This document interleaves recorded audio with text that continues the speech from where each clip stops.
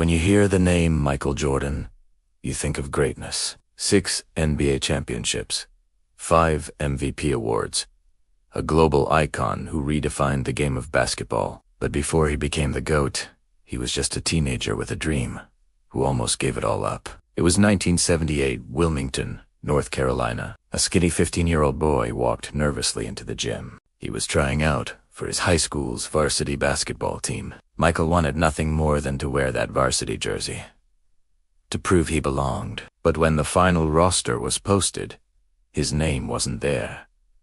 He had been cut. Imagine the pain of being told you weren't good enough. While his best friend, Leroy Smith, who was taller, made the team, Michael had to go home and face rejection. He locked himself in his room and cried for hours. Most people would have quit, but not Michael. Instead of letting failure define him, he used it as fuel. Every morning before school, he woke up at 6 a.m. and practiced.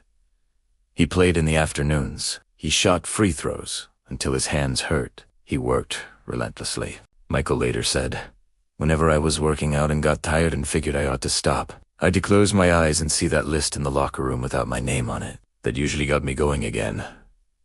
Over the next year, he grew taller, stronger, faster. And when the next tryout came, Michael made the team. That was just the beginning. In college, at the University of North Carolina, he hit the game-winning shot in the 1982 NCAA championship, a moment that introduced him to the world. But even in the NBA, success didn't come easy. He was doubted. He was beaten by the Detroit Pistons, year after year, who knocked him down, literally, with their brutal defense. And yet every loss, every failure, only made him better. He worked harder, lifted heavier, and built a body that couldn't be broken. By the 1990s, Michael Jordan wasn't just winning games.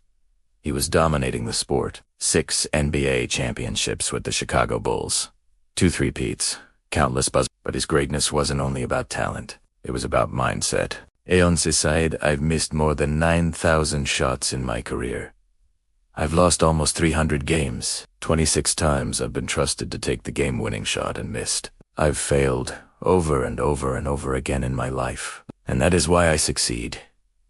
Every champion faces obstacles. Every great one has a story of struggle, and Michael Jordan's journey proves that the road to greatness is paved with failures. But too often, we give up. Too often we let rejection define us. We stay in jobs we hate.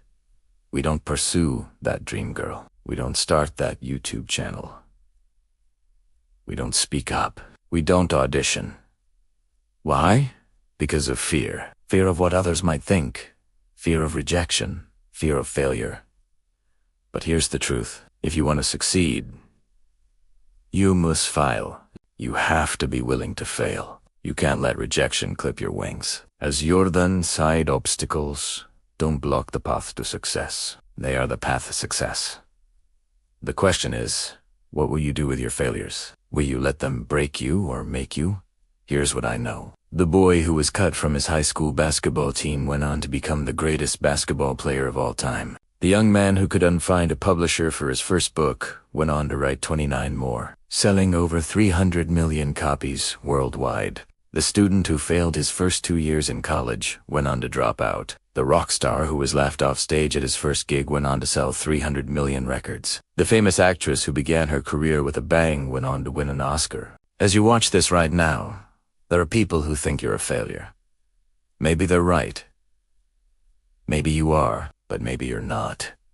Maybe you're just getting started. You see, success isn't a destination. It's a series of small steps, little victories, moments when you decide to get back on the horse, so to speak, after falling off. It's the times you pick yourself up when no one else believes in you, when they tell you you're not good enough, when they laugh behind your back, when they doubt you, when they say it's too late, when they ask, "What are you doing?" When they try to hold you back.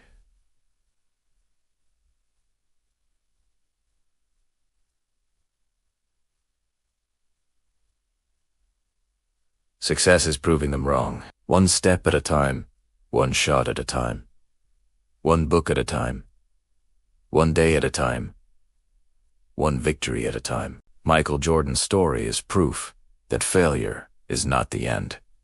It's the beginning. So if you haven't succeeded yet, don't worry. Just keep going. Keep putting in the work. Keep failing forward. One day you'll look back and it will all make sense.